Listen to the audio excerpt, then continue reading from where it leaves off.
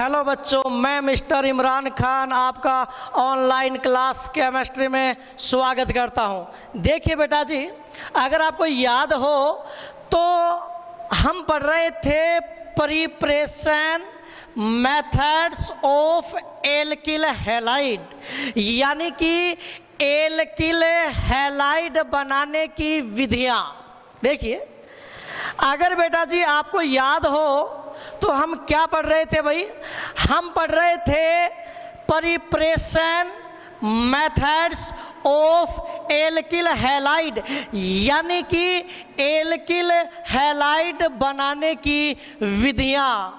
और सुनो, alkyl halide बनाने की बेटा आपको 4 विधियां तो मैं आपको पढ़ा चुका हूं।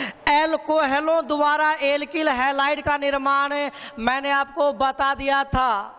एल्किनों द्वारा एल्किल हैलाइड का निर्माण भी मैंने आपको बता दिया था। यहाँ तक कि कार्बोक्सिलिक अम्ल के सिल्वर लवण यानी कि हुन्स-डिकर अभिक्रिया के द्वारा भी एल्किल हैलाइड का निर्माण मैंने आपको बता दिया था।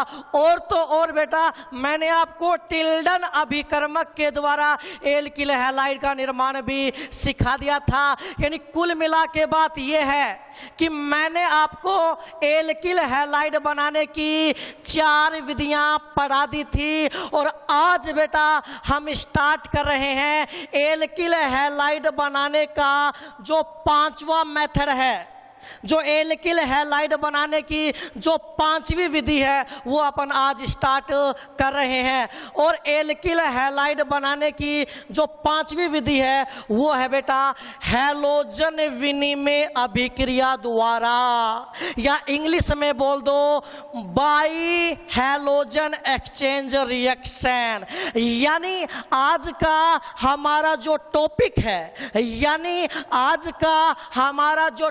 है, वो है हैलोजन एक्सचेंज रिएक्शन, यानी कि हैलोजन विनिमय अभिक्रिया। अब सुनिएगा, सबसे पहला क्वेश्चन आप बच्चों के दिमाग में यही आता है कि सर आप तो हमें ये बात बताओ कि ऑर्गेनिक केमिस्ट्री में हम हैलोजन विनिमय अभिक्रिया का उपयोग कहाँ करेंगे?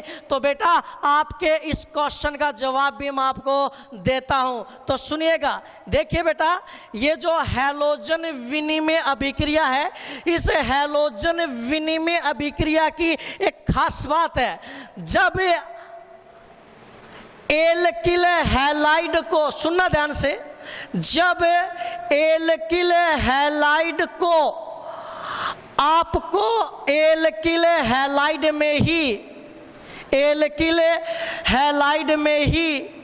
चेंज करना हो, तब हैलोजन विनिमय अभिक्रिया का ऑर्गेनिक केमिस्ट्री में यूज करते हैं। एक बार आप बोलिए बेटा, अगर आज के बाद में आपसे कोई ये पूछ ले कि भाई ऑर्गेनिक केमिस्ट्री में हैलोजन विनिमय अभिक्रिया का उपयोग कब करते हैं, तो आपका जवाब रहेगा जब एल्किल हैलाइड को एल्किल हैलाइड में ही चेंज करना हो। ध्यान दीजिएगा क्या बोल रहा हूं मैं। जब एल्किल हैलाइड को एल्किल हैलाइड में ही चेंज करना हो, तब हम हैलोजन विनिमय अभिक्रिया का उपयोग करते हैं। अब बहुत सारे बच्चे कंफ्यूज हो रहे हैं। और वो कंफ्यूज इसलिए हो रहे हैं कि सर आप ये बोल रहे हो कि हैलोजन विनिमय अभिक्रिया में एल्किल हैलाइड को एल्किल हैलाइड में ही चेंज करना है। इसका मतलब ये है बेटा, जैसे मान लो आपको एल्किल क्लोराइड या एल्किल ब्रोमाइड को चेंज करना है किसमें? एल्किल आयोडाइड में, तब आप हैलोजन विनिमय अभिक्रिया का उपयोग करोगे। या आपको एल्किल क्लोराइड या एल्किल ब्रोमाइड को चेंज करना हो एल्किल फ्लोराइड में, तब भी आप हैलोजन विनिमय अभिक्रिया का उपयोग करोगे। तो मेरे प्यारे बच्चों, आप तो मुझे सिर्फ एक बात का जवाब दे दो, क्या क्लास में बैठे प्रत्येक बच्चे को ये समझ में आ गया है क्या कि हैलोजन विनिमय अभिक्रिया का हम ऑर्गेनिक केमिस्ट्री में कब यूज करेंगे? तो सर हमारे समझ में आ गया है, आपने बड़े ही प्यार से बताया है कि जब कभी भी एल्किल क्लोराइड या एल्किल ब्रोमाइड को एल्किल आयोडाइड में चेंज करना हो, तब हम हैलोजन विनिमय अभिक्रिया का यूज करेंगे। या जब कभी भी हमें एल्किल क्लोराइड या एल्किल ब्रोमाइड को एल्किल फ्लोराइड में चेंज करना हो, तब हम हैलोजन विनिमय अभिक्रिया का यूज करेंगे। और आप खुद देखो ना बेटा, एल्किल क्लोराइड एल्किल ब्रोमाइड है तो एल्किल हैलाइड ही, और आप बना क्या रहे हो? Alkyl iodide. तो ये भी क्या है? एल्किल हैलाइड ही है। यानी आप एल्किल हैलाइड को एल्किल हैलाइड में ही चेंज कर रहे हो। सेम टू सेम इधर भी आप एल्किल हैलाइड को एल्किल हैलाइड में ही चेंज कर रहे हो। बस फर्क इतना है, बस फर्क है इतना, क्या कि इस अभिक्रिया में एक प्रकार के एल्किल हैलाइड को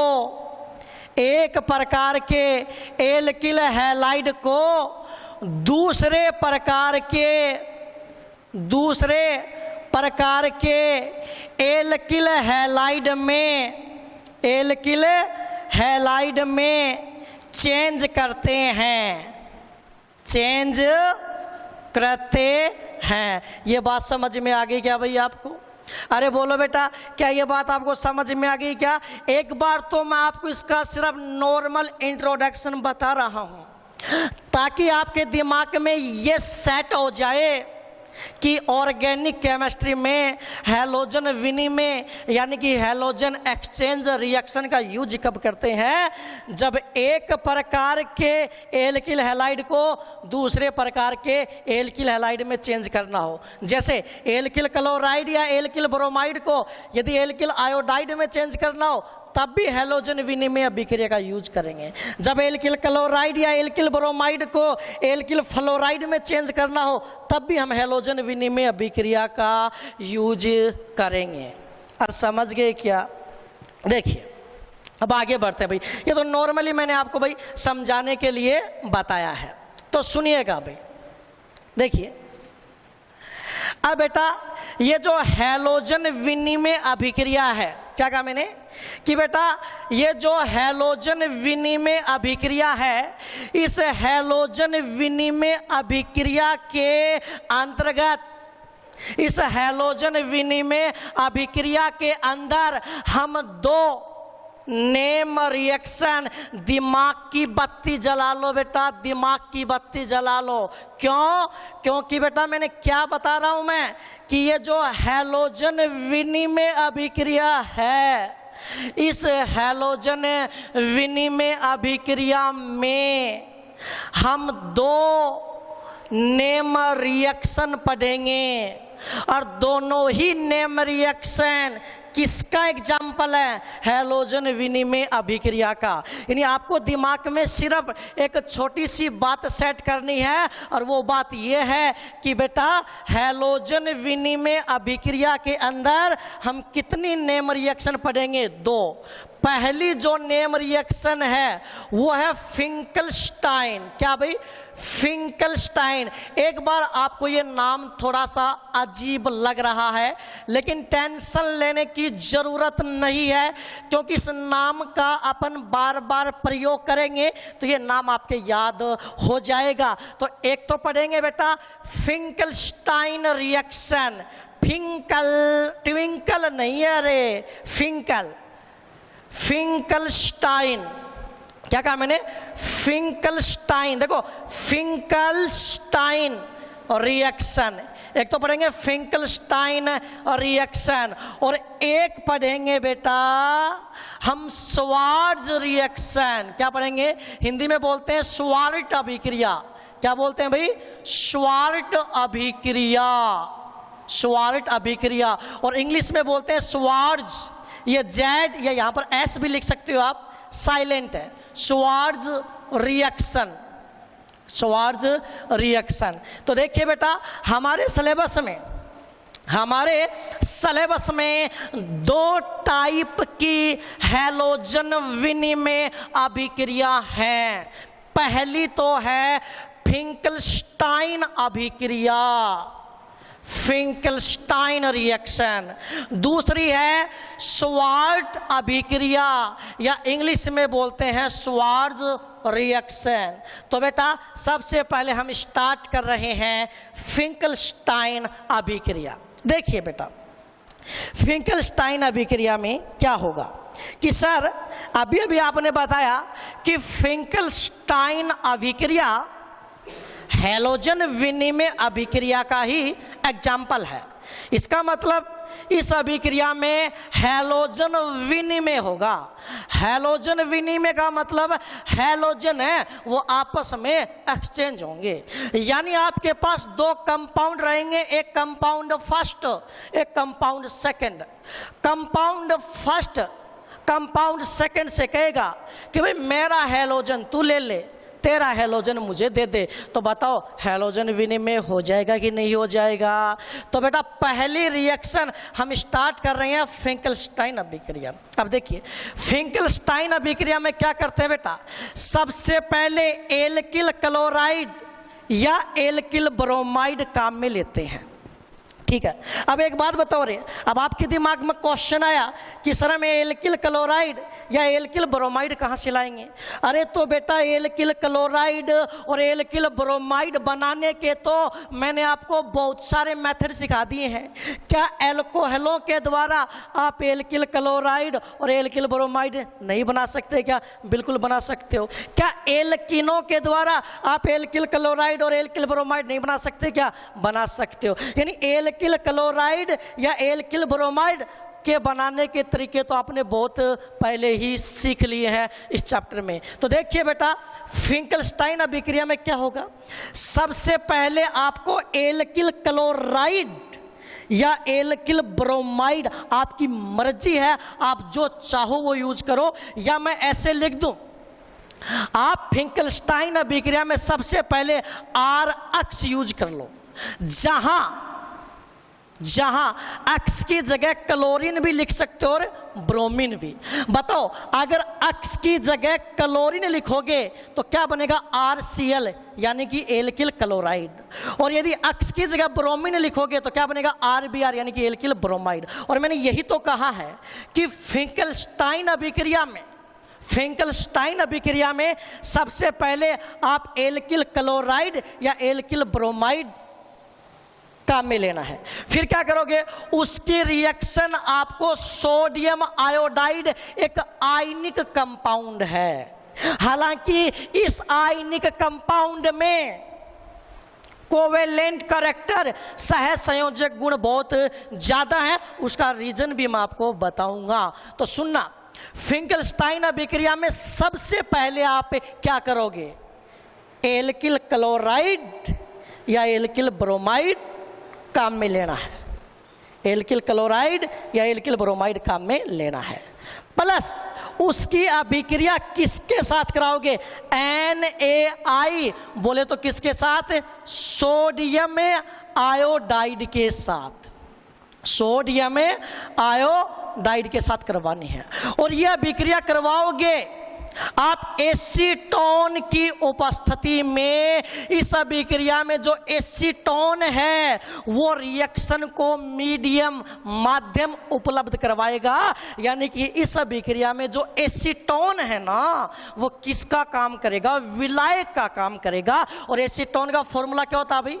CH3 C double bond O CH3। तो आपको क्या करना है, एल्किल क्लोराइड या एल्किल ब्रोमाइड की अभिक्रिया सोडियम आयोडाइड के साथ एसीटोन विलायक की उपस्थिति में करनी है तो क्या होगा बेटा, हैलोजन विनिमय होगा। यानी अब क्या होगा, आपस में हैलोजन एक्सचेंज होंगे कि तेरा वाला हैलोजन मुझे दे दे, मेरा वाला हैलोजन तू ले ले। तो इसमें हैलोजन यहां पर तो कौन है, X, और इसमें हैलोजन यहां पर कौन है, I।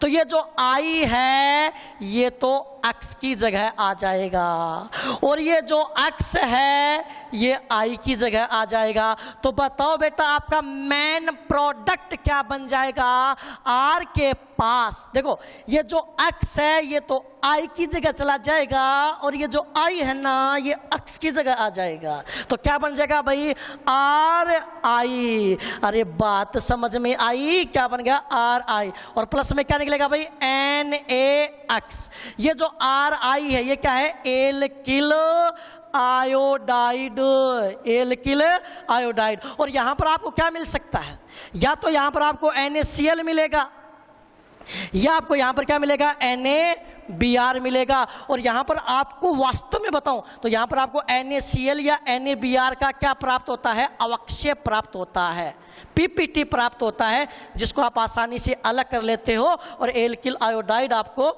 ज्यादा मात्रा में प्राप्त होता है। अरे बात समझ में आ गई क्या बेटा, अरे कोई दिक्कत वाली बात है क्या, कोई दिक्कत वाली बात नहीं है। तो ये बेटा अपनी कौन सी अभिक्रिया है, फिंकलस्टाइन अभिक्रिया है। कौन सी अभिक्रिया, फिंकलस्टाइन अभिक्रिया। नहीं आप दिमाग में सेट कर लो, फिंकलस्टाइन अभिक्रिया है ना, उससे हम क्या करते हैं, एल्किल आयोडाइड बनाते हैं, बस ये बात तुम दिमाग में सेट कर लो। फिंकलस्टाइन अभिक्रिया में हम क्या करते हैं, एल्किल आयोडाइड बनाते हैं और एक हैलोजन विनिमय प्रकार की अभिक्रिया है। इनमें हैलोजन का आपस में क्या होता है, एक्सचेंज होता है। देख लो आगे क्या बात समझ में।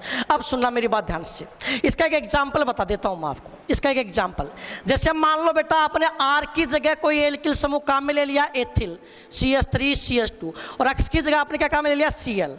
तो इसको आप क्या बोलोगे, एथिल क्लोराइड। अरे क्या बोलोगे आप इसको, एथिल क्लोराइड। और इसकी रिएक्शन किसके साथ कराओगे, सोडियम आयोडाइड के साथ, और किसकी उपस्थिति में, एसीटोन की उपस्थिति में। और आप चाहो तो हल्का सा गर्म कर देना, ठीक है।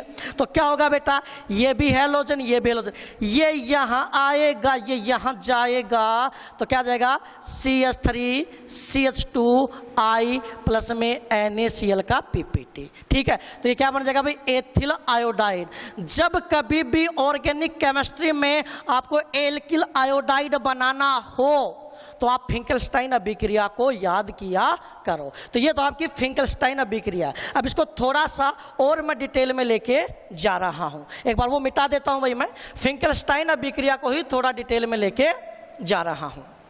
सुनिएगा भाई, इधर देखिए, देखिए फिंकलस्टाइन अभिक्रिया में ना बच्चों को एक प्रॉब्लम आती है, अगर थोड़ा सा दिमाग लगाओ। देखिए फिंकलस्टाइन अभिक्रिया में आपने क्या किया है, ध्यान से देखो, फिंकलस्टाइन अभिक्रिया में आप क्या कर रहे हो, एल्किल क्लोराइड, भाई यहां पर एल्किल क्लोराइड भी तो सकता है, एल्किल ब्रोमाइड भी हो सकता है। फिंकलस्टाइन अभिक्रिया में आप क्या कर रहे हो, एल्किल क्लोराइड को, ध्यान से सुनना रे, एल्किल क्लोराइड को एल्किल आयोडाइड में चेंज कर रहे हो। यानी आप क्या कर रहे हो, कार्बन और क्लोरीन के बीच का बंध, तो यानी आप कर क्या रहे हो, देखो आप कर क्या रहे हो, आप क्या कर रहे हो, कार्बन और क्लोरीन के बीच का बंध तो तोड़ रहे हो और कार्बन और आयोडीन के बीच का बंध बना रहे हो। और आपकी जानकारी के लिए बता दूं कि ये तो क्या होता है कि स्ट्रॉन्ग बॉन्ड, और ये क्या होता है, वीक बॉन्ड, वीक बॉन्ड। यानी आप क्या कर रहे हो, फिंकलस्टाइन अभिक्रिया में आप एक मजबूत बंध तो तोड़ रहे हो और एक कमजोर बंध बना रहे हो। यानी ये कैसे हो सकता है, यानी अगर इस अभिक्रिया को अपन थोड़ा सा दिमाग लगा के सोचें तो हमें ये पता चलेगा कि यार इस अभिक्रिया में मजबूत बंध तो टूट रहा है और कमजोर बंध बन रहा है। यानी एक स्टेबल बॉन्ड, यानी एक मजबूत बंध वो तो टूट रहा है और एक कमजोर बंध बन रहा है। तो ऐसा तो नहीं होना चाहिए। इसका मतलब फिंकलस्टाइन अभिक्रिया नहीं होनी चाहिए, लेकिन फिर भी फिंकलस्टाइन अभिक्रिया होती है, लेकिन फिर भी फिंकलस्टाइन अभिक्रिया होती है। और उसका रीजन मैं आपको बताता हूं। उसका रीजन क्या है, देखिएगा उसका कारण क्या है। तो उसका कारण ये है, ध्यान दीजिएगा, उसका कारण क्या है, उसका कारण मैं आपको बताता हूं। उसका कारण ये है बेटा, थोड़ा सा बोर्ड पे ध्यान दीजिए आप। उसका कारण ये है, देखिए आप मुझे एक बात बताओ, आपने इस अभिक्रिया में विलायक, आपने इस अभिक्रिया में विलायक क्या काम में लिया है? एसीटोन। एसीटोन काम में लिया है भाई। और एसीटोन क्या होता है? CH3 C double bond O CH3। और एसीटोन जो विलायक है वो किस प्रकृति का है? सह संयोजक प्रकृति का होता है। किस प्रकृति का होता है भाई? सह संयोजक प्रकृति का होता है भाई। जो एसीटोन है वो किस प्रकृति का होता है? तो एसीटोन बेटा सह संयोजक प्रकृति का होता है। और 11th क्लास में आपने कॉन्सेप्ट पढ़ा है कि समान समान को घोलता है, समान समान को घोलता है। डिजोल लाइक डिजोल, कि समान समान को घोलता है। अब आप इसमें अगर थोड़ा सा दिमाग लगाओ तो आप ये सोचोगे कि सर एसीटोन है ये तो सह संयोजक प्रकृति का है, जबकि NaI है ये तो आयनिक प्रकृति का है। और एक आयनिक कंपाउंड है वो एक सह संयोजक कंपाउंड में नहीं घुलना चाहिए, लेकिन ऐसा नहीं होता है। क्योंकि आपने 11th क्लास में एक फाजान्स का नियम पढ़ा है। किसका नियम पढ़ा भाई? फाजान्स का नियम पढ़ा है।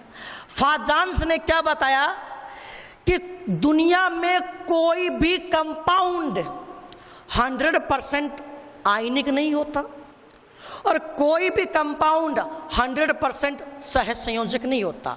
सह संयोजक कंपाउंड में आयनिक गुण पाए जाते हैं और आयनिक कंपाउंड में सह संयोजक गुण पाए जाते हैं। तो फाजान्स ने एक बात कही थी कि हर एक आयनिक कंपाउंड में, हर एक आयनिक कंपाउंड में, यानी कि हर एक आयनिक यौगिक में, हर एक आयनिक यौगिक में कौन से गुण पाए जाते हैं? सह संयोजक गुण पाए जाते हैं, यानी कोवेलेंट कैरेक्टर पाए जाते हैं। और फाजान्स ने बताया था कि कैटाइन यानी धनायन, कैटाइन का साइज जितना छोटा होगा और एनाइन यानी ऋणायन, एनाइन का साइज जितना बड़ा होगा उस आयनिक यौगिक में, उस आयनिक यौगिक में, उस आयनिक यौगिक में, यानी उस आयनिक यौगिक में, सुनना भाई, उस आयनिक यौगिक में सह संयोजक गुण, सह संयोजक गुण उतने ही ज्यादा होंगे, उतने ही ज्यादा होंगे। तो देखिए बेटा, जो फाजान्स का नियम है, जो फाजान्स का नियम, उस पर ध्यान दो आप। क्या है फाजान्स का नियम? कि आयनिक यौगिक में, जो आयनिक यौगिक होता है उसमें सह संयोजक गुण पाए जाते हैं। और क्या कहा उन्होंने कि कैटाइन का साइज जितना छोटा होगा और एनाइन का साइज जितना बड़ा होगा उस आयनिक कंपाउंड में सह संयोजक गुण उतने ही ज़्यादा होंगे। अब देखिए, हमारे पास तीन चीज़ हैं, हमारे पास तीन चीज़ है भाई। इधर देखिए आप, थोड़ी सी बात हो रहा है भाई, इधर बोर्ड पे देखिए, हमारे पास तीन चीज़ हैं। एक तो हमारे पास क्या है? NaCl, एक हमारे पास क्या है? NaBr, और एक हमारे पास क्या है? NaI। इसमें कैटाइन क्या है? Na प्लस, एनाइन क्या है? Cl minus. इसमें कैटाइन क्या है? Na प्लस, एनाइन क्या है? Br minus. इसमें कैटाइन क्या है? Na प्लस, एनाइन क्या है? I minus. बताओ, सब में जो कैटाइन है, सब में जो कैटाइन है वो तो सेम ही है। अब हम बात करेंगे एनाइन की। ये Cl माइनस है, ये Br माइनस और ये I माइनस है। तो बताओ, Cl माइनस, Br माइनस और I माइनस में से सबसे बड़ा साइज किस एनाइन का होगा? इसका होगा। तो NaI में सह संयोजक गुण, सहज संयोजक गुण बहुत बहुत बहुत ज्यादा है, इसलिए जो NaI है ना, जो NaI है ये तो एसीटोन में क्या होगा, घुलनशील, घुल जाएगा, जबकि NaCl और NaBr एसीटोन में क्या होंगे, अघुलनशील, क्या होंगे, अघुलनशील।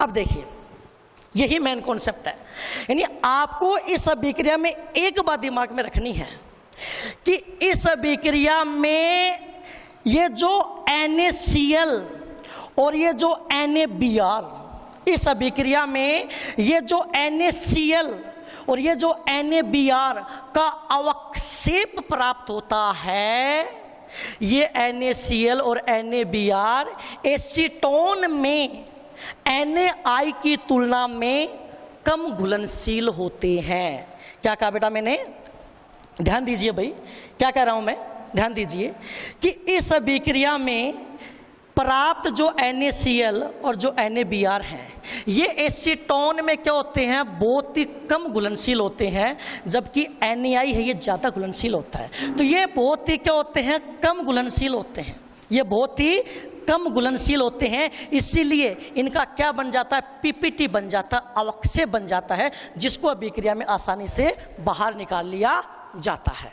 ठीक है, अब एक बार बताओ, अगर इनको अपन अभिक्रिया में आसानी से बाहर निकाल लेंगे तो अभिक्रिया लासातलीय सिद्धांत के अनुसार अग्र दिशा में विस्थापित हो जाएगी। यही बेटा आपकी फिंकलस्टाइन अभिक्रिया है। Thank you very much.